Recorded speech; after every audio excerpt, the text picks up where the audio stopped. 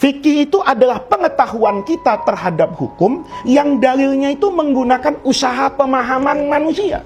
Misalnya, orang ribut dari dulu misalnya, nyentuh perempuan itu batal atau tidak batal. Ya, ada orang kemudian genit secara fikih ini. Begitu tahu tidak batal, kata dia itu salah orang Indonesia itu, ya kan?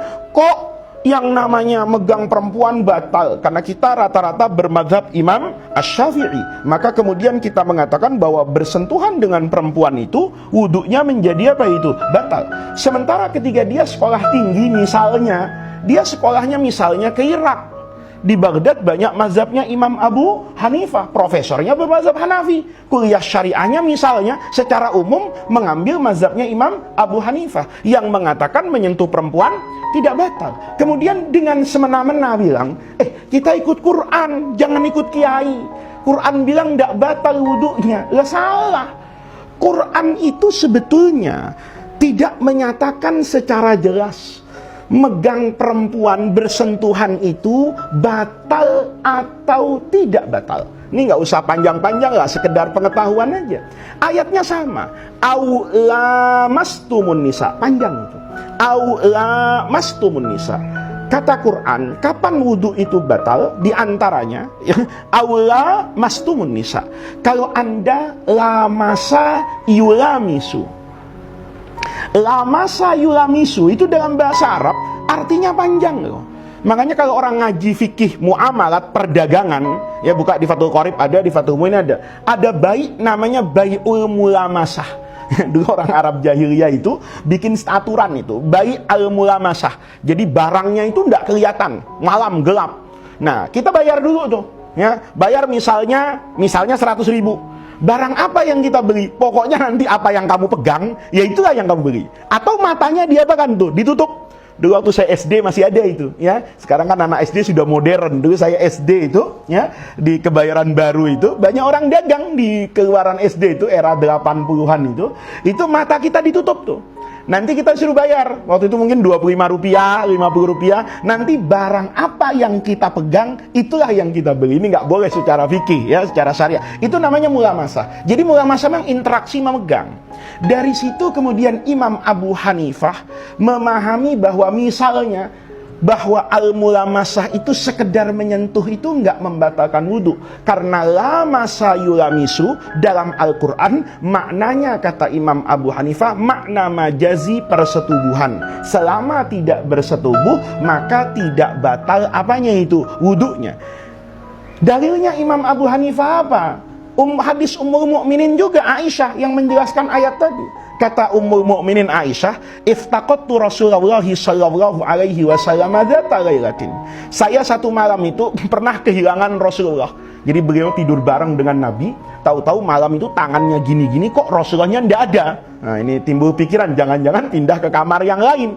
Maka Ummul Mukminin Aisyah itu meraba-raba, kan tidak ada lampu di kamarnya Rasulullah. Diraba-raba mendapatkan Rasulullah dalam keadaan apa ini? Salat. Kata Imam Abu Hanifah, dari hadis tadi nggak ada penjelasan Rasulullah membatalkan apa ini? Salatnya karena disentuh Ummul Mukminin istrinya. Maka dari situ kata Imam Abu Hanifah, ini menyentuh perempuan tidak batal apanya ini? Wudhunya selama tidak terjadi persetubuhan. Itu namanya pemahaman Imam Abu Hanifah dari Quran. Imam Syafi'i punya pemahaman yang lain. Kata Imam Syafi'i tadi itu, al-aslu fil kalam misalnya, itu hamluhu alal haqiqah. Harus dipahami dulu secara makna hakiki, kecuali nanti ada alasan kuat yang merubah makna hakiki ini menjadi makna majazi. Apa kata Imam Syafi'i?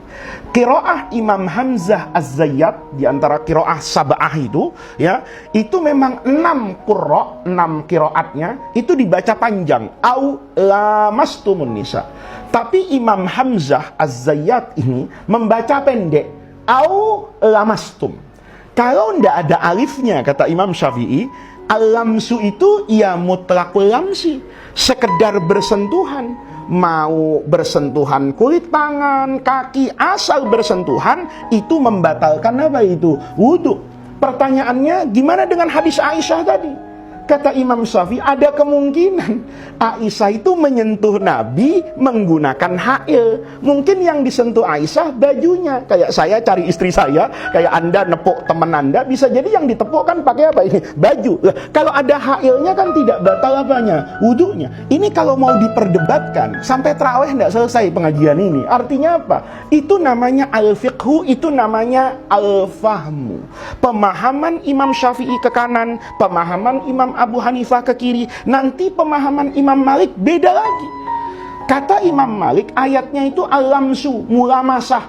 Al-lamsu itu dalam bahasa Arab itu juga mengandung makna tolap. Tolap itu minta. Makanya dalam hadis itu ya, kita dikatakan man salaka tariqan yaltamisu. Yaltamis itu kan artinya yatlub. Ya, man salaka itu barang siapa orang salaka menempuh jalan, yatlub yasluku itu yaltamis untuk mencari ilmu, nanti Allah mudahkan jalannya di akhirat menuju surga. Maka iltamasa itu yaltamis itu artinya ada yatlub, ada makna tolak. Kata Imam Malik, berarti persentuhan laki-laki dengan perempuan karena menggunakan alamsu itu ada makna tolak. Tolak apa? Kalau laki-laki dekat dengan perempuan, ya kayak misalnya nih, mohon maaf ya supaya gampang, ada suami nyolek istrinya malam-malam, kan belum tentu mau diajak tahajud, tapi mungkin mau diajak hubungan suami istri. Artinya apa? Di situ ada syahwat. Maka kata Imam Malik, menyentuh laki-laki dengan perempuan itu bukan soal apapun yang menjadi pertimbangan. Pertimbangannya adalah mendatangkan syahwat atau tidak. Kalau mendatangkan syahwat, batal wudunya. Kalau tidak membatalkan syahwat, itu tidak batal wudunya. Lah, ini namanya fikih. Jadi dulu, tradisi orang dulu itu, kalau ditanya Imam Abu Hanifah misalnya, Imam, apa hukumnya seorang suami yang menyentuh istrinya dalam keadaan berwudu? Kata Imam Abu Hanifah, hukumnya tidak batal. Satu. Kedua ditanya, ini hukum apa Imam Abu Hanifah? Hukum saya. Lihat nih, hukum saya. Ini bukan sombong. Hukum saya artinya apa? Itu yang saya pahami dari Quran. Nah, kalau orang sekarang itu kadang-kadang tinggi hati.